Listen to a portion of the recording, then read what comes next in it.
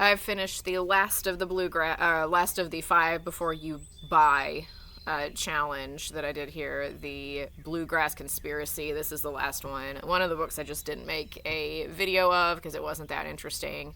One of them I had already kind of done or said that I'd said that was kind of a boring one anyway. And then I did the 2 that were Haunted Bridges.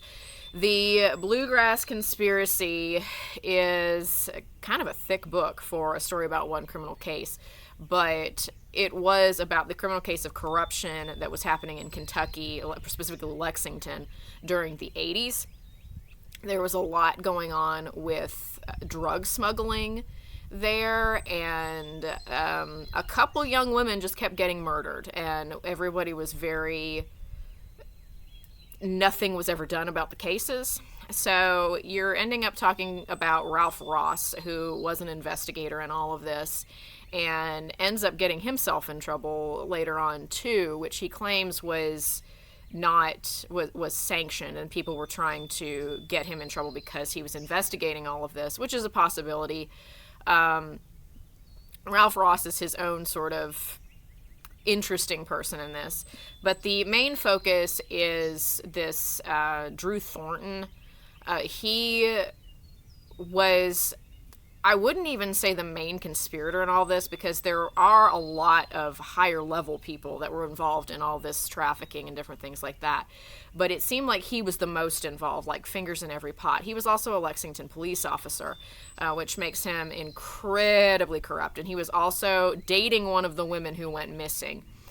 Claimed he wasn't, but he did seem to be involved with this one woman, that he had somehow gotten her involved in all of this, and she is one of the people who ends up missing and presumed murdered because they knew too much of what was going on with this drug ring. This book is by Sally Denton. She did a piece for a newspaper magazine at some point, and then took that and made it into a whole book. The thing where the Bluegrass Conspiracy is probably more in the news now, and Thornton's case is again kind of has bubbled up in some true crime circles again, is because Cocaine Bear is one of the peripheral stories in all of this as it goes on. It's a strange sort of sidebar in the whole case, but it is part of it. Drew Thornton was from a very privileged background in Kentucky. A lot of these people were. And he kind of always was a bad seed, it seems like. And he went to school at the Swanee Military School down here in Tennessee. He then proceeds to get into law enforcement eventually. He has this just sort of very weird personality. He is the definition of what I would call a chaotic male. A podcast I listened to called Mark Safe, which I believe did mention this story in one of theirs, has stories about what they call chaotic men in it, and it is very true. It is men who are interesting in many ways, but horrible in other ways too. They are the Tiger Kings of their whatever story is going on. They are a chaotic male. You never know what is going to happen with them. They're just all over the place. And Thornton is definitely one of those. He considered himself sort of a military commando type. He had this sort of mentality that he was a ninja type of thing. He had a paramilitary group training basically in Kentucky at some point to help with this drug smuggling. This drug smuggling gets wild because they have all these planes taken off everywhere and with no clearance and all sorts of stuff. It's amazing not more people died because there's just all this going on. He is stealing. Oh, thank you, Blue Jay. He is stealing. Some of these are like military grade surveillance stuff and different things. That's one of the big things they get in trouble for. And actually where the FBI really comes down on them is because they have stolen some of this technology for different things. Now, Ralph Ross is sort of his nemesis. The two of them are Ross spends most of his career trying to get Thornton in jail. Ironically, Thornton really doesn't get his comeuppance ever. Thornton pretty much his comeuppance kind of comes on its own terms and chaotically, as you would expect with somebody like this. His body was found in a driveway at the end of all of this, as they were cleaning this corruption up. His body is found at the end of a driveway. He had been doing a load of cocaine from Colombia. They had been flying it to ship it, and he proceeded to jump out of the plane, and he was having to go to a contingency plan. They're still not exactly sure why. He jumped out of the plane, did one of his parachutes, he pulled the wrong one, and then the second one he didn't pull. They believe he was either hit the plane somehow, was beaten up beforehand, and that adds an extra set of murder situations here, was beaten up beforehand, or they believe that when the initial wrong parachute went off, the cocaine bundle that was attached to him hit him in the head, and when the force, when he jerked to stop, the momentum caused that to hit him in the head and kind of knock him loopy, so that he did not pull the next one correctly, and he ended up at the end of a driveway dead because his parachutes did not go. Now, this whole last shipment of cocaine that apparently something went wrong with, and he was trying to offload and get to drop points and different things like that. One of those drop points happened to be, I believe, the Chattahoochee Forest, and that is where the bear found it and had a good old time before the bear died, because the bear OD'd. And Cocaine Bear's poor little taxidermied corpse has been all over the country. It was in Las Vegas for a while, and I believe it's now in a mall in Kentucky.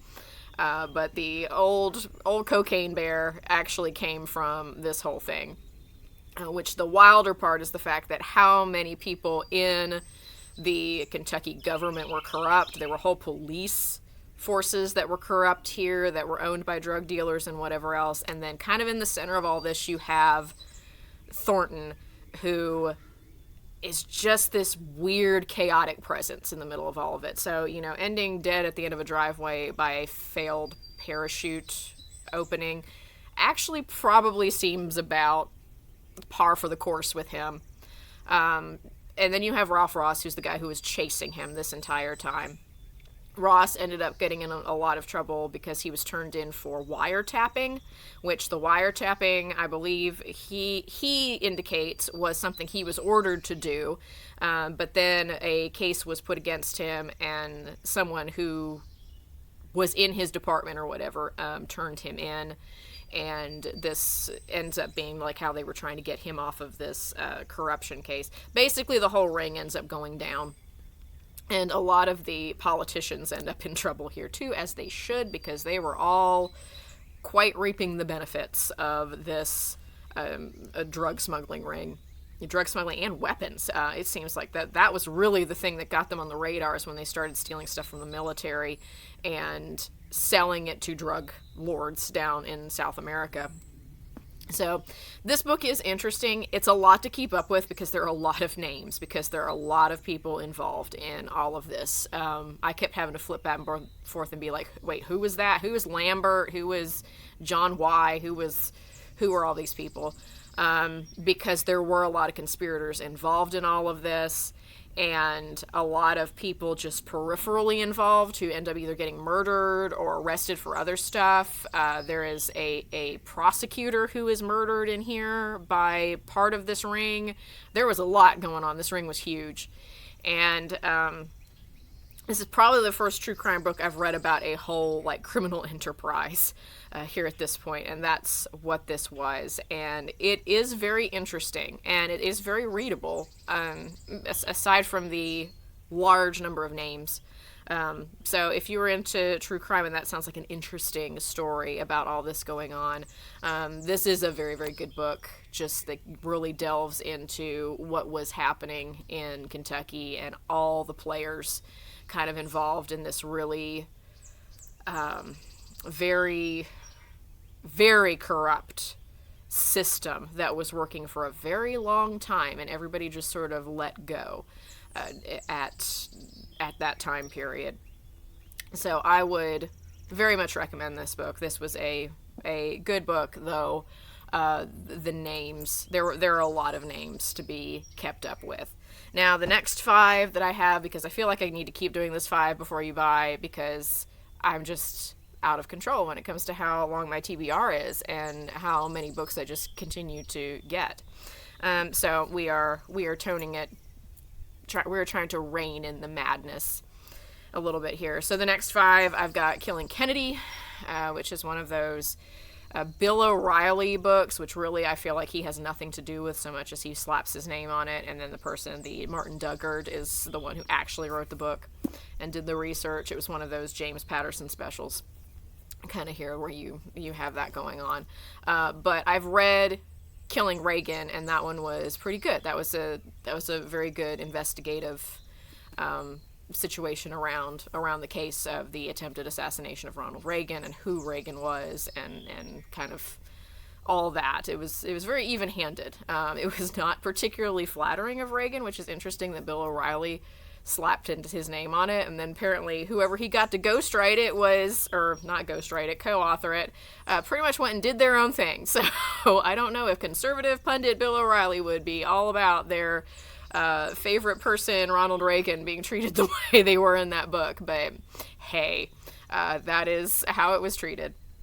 So Killing Kennedy, that one I am reading as part of my 5. Another one, The Life and Trials of the Gentleman Pirate, Major Stede Bonnet, by Jeremy Moss. Stede Bonnet may be a little mentioned more because he is one of the characters in Our Flag Means Death, that TV show with Taika Waititi in it.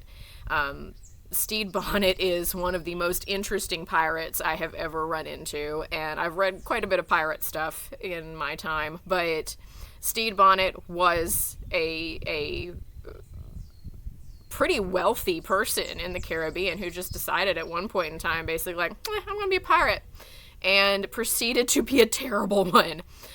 He really did not know how the whole pirate thing worked. He basically just sort of bought his way through all of this and ended up dead in the end. But just many bad choices from Stede Bonnet, and you have to kind of wonder where his head was at and what was going on with him.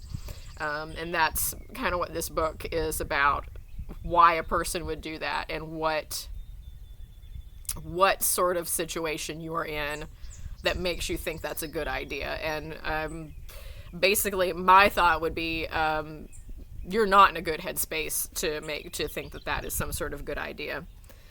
Then I have a book that somebody gave me for my birthday, Chasing Ghosts by Mark Hartzman. This is just kind of a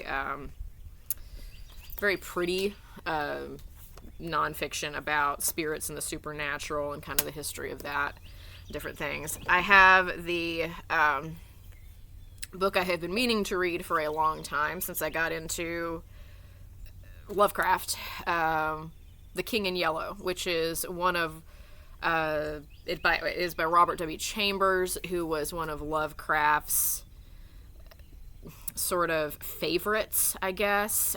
This book ended up getting a lot more publicity when that first season of True Detective came on, because they kept mentioning it in that first season of True Detective. These are stories that are all, the first ones are kind of interconnected by, they keep talking about this play called The King in Yellow, which you're not supposed to perform or read because it will cause madness in everybody who sees it.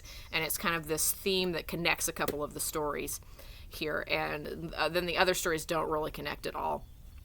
But it is this sort of overarching thread through these first stories that there is this play, and there is this kind of cursed play that you don't read. It causes this whole sort of situation, and that is something Lovecraft actually kind of took and went on when it came with his Necronomicon and all the things that he used in the sort of a text that you shouldn't read, and that's been used later on with Evil Dead and all that sort of stuff. So this is maybe the first time that's kind of mentioned in a cursed text that keeps popping up and causing chaos wherever it goes. But this is one of Lovecraft's favorites, and I was just sort of curious because that is to me that is an interesting concept of the object, thing, text in particular that just is sort of out there in the wild, causing chaos without being sentient. And that's kind of a novel, interesting thing. So I'm interested to see how Chambers writes and kind of what he's got going on. I think he's a little more of a flowery writer than I am generally used to, because he's kind of speculative fiction a little more, kind of the beginning of that. So we'll see The King in Yellow. And the last one is one I had bought more recently, Meriwether Lewis by Thomas Denisi and John Jackson. This is another look into Meriwether Lewis. I'm reading this because I teach Tennessee history, and in addition to being a librarian. And Meriwether Lewis died not far from here. They are not sure whether it was by his own hand. More than likely it was, or whether it was murder or something else going on. It was just sort of a very strange case. And Meriwether Lewis is, of course, part of the Lewis and Clark expedition that Jefferson sent to the Pacific Ocean. And Meriwether Lewis, unfortunately, never seemed to really bounce back from that the same way that Clark did, and kind of made a name for himself and famous afterwards. Lewis seemed to struggle, and just seemed to have some different situations, legal situations, financial situations that just kept popping up. And he also seemed to mentally have some depression issues and different things. So him dying by his own hand is not necessarily out of the realm of anyone expecting that. The way he died is a bit odd, and the story of the person who the people who were around him when he died changed a bit later on, and that's where you start having the questions coming a little bit, because he was actually shot twice. He was not shot once. And the woman who was at the inn he was staying at, which was really just a cabin, her story changed over time, which is possible. That could happen, but also that adds an extra oddity to all of this, and opens the door to some questions. So this is two authors here basically trying to delve into Lewis's life of who he was, and kind of sort of focus on that, not so much the death, but also try to, from his life, piece together what probably they think happened at Grinder's stand, which is over towards Hohenwald. But then he's buried there too. So that is my next set of 5 that I am going to try to. I did make a book order already, but I am going to try to finish before I order anything else.